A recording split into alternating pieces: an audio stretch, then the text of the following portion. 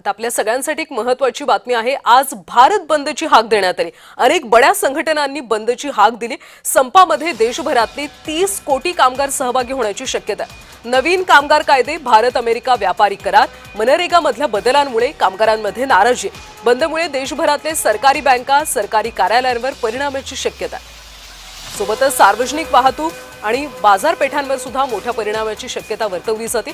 काही राज्यात शाळा, महाविद्यालय सुद्धा बंद असू शकतात।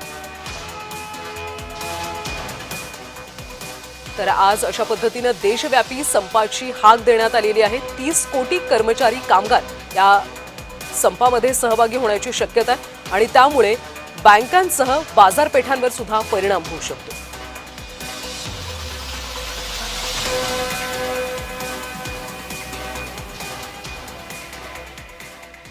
तर देशव्यापी संपाची कारणं आणि मागण्या आपण पाहूयात। बंदमध्ये 10 कामगार संघटनांच्या युनियनचा प्रामुख्याने सहभाग आहे।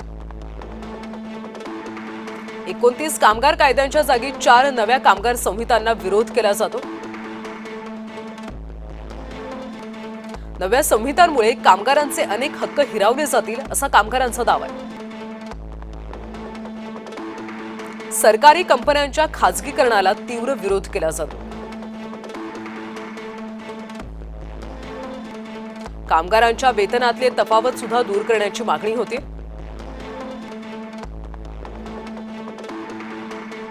वीज दुरुस्ती विधेयकाला कडाडून विरोध केला जातो।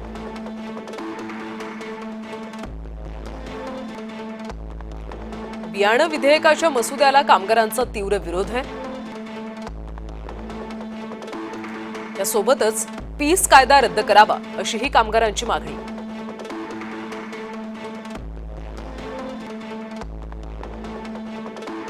दरम्यान या बंदचा फटका कोणत्या सेवांना बसू शकतो त्यावर देखील एक नजर टाकूया। अत्यावश्यक सेवा सुविधांना बंदमधून वगळण्यात आले।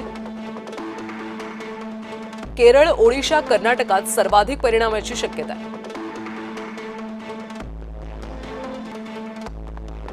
विमानतळ आणि विमान सेवा सुरू राहणार आहे।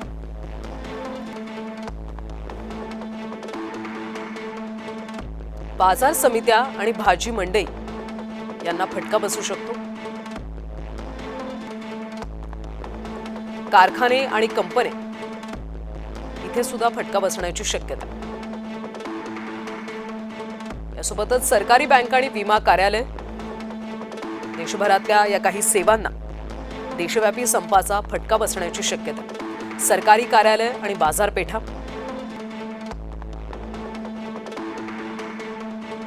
या सेवा कदाचित बंद असू शकतील, मात्र बँक आणि विम्याच्या ऑनलाईन सेवा सुरूच राहणार आहेत।